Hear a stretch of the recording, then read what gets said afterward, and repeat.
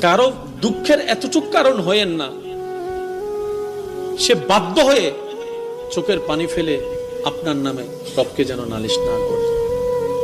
কারণ কি জানেন, রব্বুল আলামিনের ওয়াদা, যার কেউ নাই আমি রব তার সাথী হয়ে যায়। যে বান্দাকে সবাই বেসাহারা করে দেয়, আমি রব তাকে সাহারার ব্যবস্থা করে দিই। কারো চোখের পানি সিজদায় গিয়ে যদি আপনার নামে রবের কাছে নালিশ করা হয়, কল্পনা করতে পারবো না আমরা কি ভয়ানক পরিবেশ পরিস্থিতি সামনে আসবে। আল্লাহ তাআলা আমাদের সকলের হাজিরি কবুল করুন। কারো দুঃখের এতটুক কারণ হয়েন না সে বাধ্য হয়ে চোখের পানি ফেলে আপনার নামে রবকে যেন নালিশ না করে।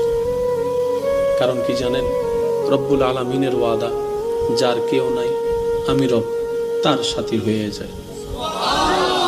যে বান্দাকে সবাই বেসাহারা করে দেয়, আমি রব তাকে সাহারার ব্যবস্থা করে দিই। কারো চোখের পানি সিজদায় গিয়ে যদি আপনার নামে রবের কাছে নালিশ করা হয়, কল্পনা করতে পারবো না আমরা কি ভয়ানক পরিবেশ পরিস্থিতি সামনে আসবে। আল্লাহ তাআলা আমাদের সকলের হাজিরি কবুল করুন।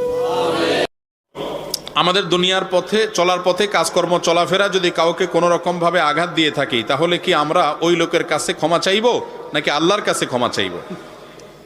যদি কাউকে আপনি কষ্ট দিয়ে থাকেন, আঘাত দিয়ে থাকেন, গায়ে জোর ছিল একটা গালি দিছেন, ধমক দিছেন, গায়ে একটা আঘাত করছেন, তাহলে আল্লাহর কাছে মাপ চাইলে হবে না। আল্লাহর কাছে তো মাপ চাইতেই হবে, কারণ আল্লাহর হুকুম লঙ্ঘন করেছেন।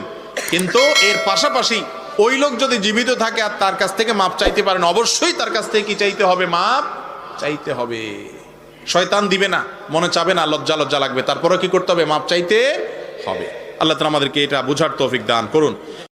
আর যারা মানুষের মনে আঘাত দেয়, মানুষের মনে কষ্ট দেয়, মানুষের মনে কষ্ট দিয়ে ওরে বাবারে হাজী সাহেব হজ করে বেড়ায়, বাইতুল্লাহর গিলাফ ধরে কান্না করে, সেজদায় গিয়ে রবের কাছে জান্নাত চায়, আমি আসিফ একটা কথা ইনশিওর করে বলছি, মানুষের মনে আঘাত দিয়ে কষ্ট দিয়ে বাইতুল্লাহর গিলাফ ধরে কান্না করলেও আপনার গুনাহ মাফ হবে না।